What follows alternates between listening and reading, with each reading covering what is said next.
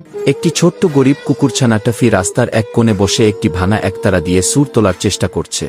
হঠাৎ একদল বিত্তশালী কুকুর তাদের দামি গাড়িতে যাওয়ার সময় তাকে উপহাস করে এবং তার বাদ্যযন্ত্রটি ভেঙে দিয়ে চলে যায়। টফি খুব কাঁদে।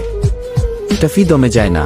সে শহরের একটি বড় রেস্তোরাঁর বাইরে থালা বাসন ধোয়ার কাজ শুরু করে। দিনরাত হাড়ভাঙা খাটুনি করে সে কিছু টাকা জমায়। তার উদ্দেশ্য ছিল নিজের জন্য খাবার কেনা নয়, বরং তার মতো আরও যারা ক্ষুধার্ত তাদের জন্য কিছু করা। জমানো টাকা দিয়ে টফি একটি ছোট চাকার গাড়ি কেনে। সেখানে সে নিজে রান্না করা গরম খাবার নিয়ে শহরের অলিগলিতে ঘুরতে থাকে। সে সেই সব কুকুর বা প্রাণীদের খাবার দেয় যারা একদম অসহায়। এমনকি এক সময় যারা তাকে উপহাস করেছিল তারাও আজ কোনো বিপদে পড়ে ক্ষুধার্ত অবস্থায় তার কাছে আসে। টফি যখন খাবার দিচ্ছিল তখন সে দেখে একটি ছোট শিশু রাস্তার ধারে শীতে কাঁপছে। টফি তার উপার্জনের টাকা দিয়ে একটি চাদর কিনে তাকে জড়িয়ে দেয় এবং নিজের শেষ খাবারের প্যাকেটটি তাকে দিয়ে দেয়। পুরো শহর এখন টফিকে চেনে। টফি তার সেই পুরনো ভাঙা বাদ্যযন্ত্রটি মেরামত করেছে এবং একটি সুন্দর সুর বাজাচ্ছে। যারা একসময় তাকে তুচ্ছ করেছিল তারাও আজ তার পাশে বসে সেই সুর শুনছে।